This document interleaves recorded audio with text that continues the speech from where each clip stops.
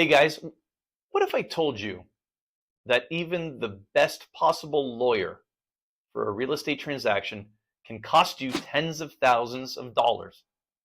Sounds counterintuitive, doesn't it? I'm Reese Treniel from the Vanguard Team at Manor Realty. We're located down in southwestern Ontario, where there's a heavy focus on income property sales down here with our team of 8 agents.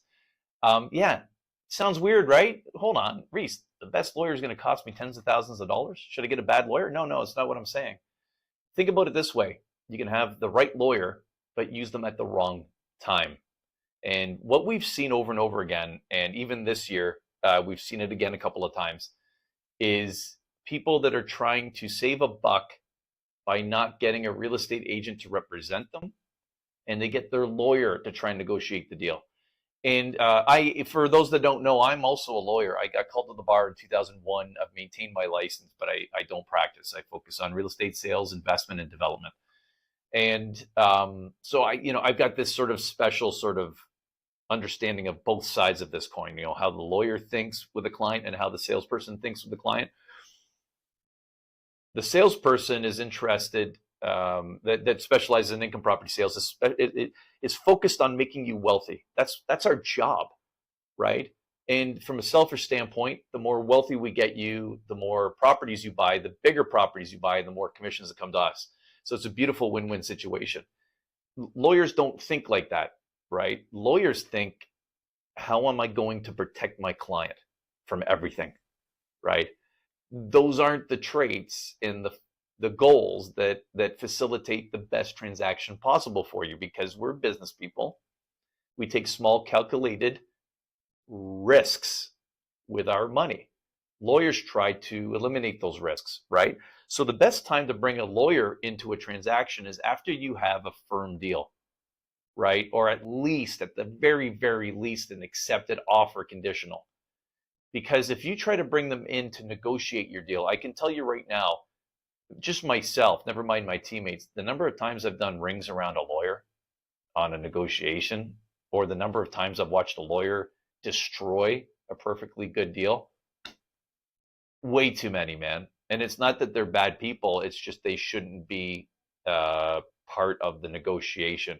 And they'll tell you, oh, we negotiate deals all the time. Reese, what are you talking about? They'll chirp me on this. But when it comes to real estate investment transactions, I can tell you they get in the way more than they help. And a lot of the best real estate lawyers in town won't touch a deal until it's at least accepted for those reasons. They know how good we are at our job, and we know how good they are at their job. So don't try to get them to do the salesperson's job. And vice versa, obviously, right? We already know vice versa. So that is what it is. Now I'm going to give you a couple of examples, and I can't really give you a couple of examples because then I'm disclosing too much. But what I can say is that there are many examples where you send in an offer that you're expecting to pay a lot more money, and if it was another top agent on the other side, you would pay a lot more money than your opening offers. But because it was a lawyer, all of a sudden the price is way cheaper, and it's like, I really want to say something because I feel bad, but I can't say anything.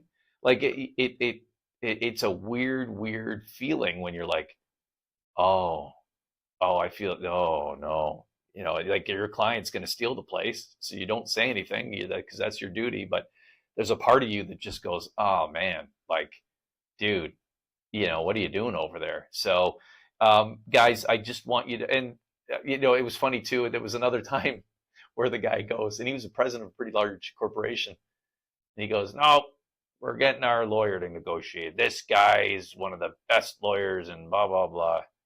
And again, he's not one of the best salespeople and blah, blah, blah.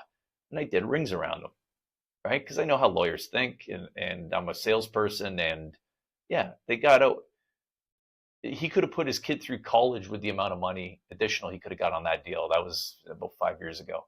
So I see it all the time, guys.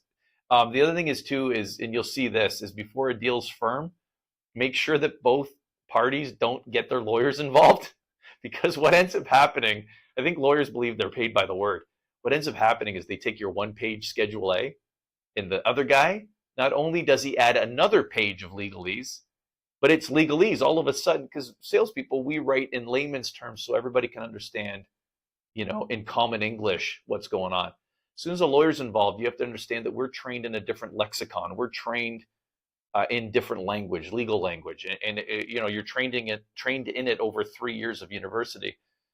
So then, when we're putting down what we're putting down as lawyers, all of a sudden the average Joe can't truly fully understand what the lawyer's written. So then he's got to get his lawyer. And let me tell you, when another lawyer, it's like contractors, when they see each other's work, they beat each other up. That work sucks. It's the same with lawyers, man. So one lawyer will see what the other lawyer wrote on that second Schedule A, and they'll go, let me show that guy how you really write these up. Now it's 3 pages. And I've literally seen this get out of control. At one point, this is about 12 years ago, it got to a point where there was about 8 pages of a Schedule A when it started with less than a page. And I had to call these guys up on a conference call together and, with swear words, get out of my deal. You're ruining it, right? It's a perfectly good deal. Get lost. And we managed to get the deal done once the lawyers agreed to sort of stand down in their respective trenches and stop lobbing freaking grenades at each other. So this is what I mean. They're not sort of well designed for deal facilitation. They're good at fighting. They're good at protecting their client, right? It's all that kind of stuff. And guys, you want to leave that as long as you can. Usually when the deal's firm, then you let the lawyers get in there. And even then, they'll find problems, but that's okay, because those problems could be, like, for example, we just had a deal where 2 properties didn't fully merge, and there was 2 different legal descriptions, and that had to get fixed, right? So that's what you want your lawyer doing. That protects you, and that puts you in a better situation. But they don't put you in a better situation on the negotiation process. So I hope that helps, guys. Don't do that. Get a real estate agent in your corner. Get a top real estate agent in your corner that really knows what they're doing. And if you're an investor, always look for people like myself and my teammates that are our investors ourselves, because we speak your language. You can use our property managers and our contractors and our tradespeople, which further minimize your risk and maximize your profits on your investments, especially with us down in Windsor, Ontario. All right. I'm Reese Trena from the Vanguard Team at Manor Realty. Subscribe below. We've also got a link to our Facebook investment group, which is quite robust. Get on the train. Let's get you investing with us. We know what we're doing, and we want to make you wealthy. Sincerely.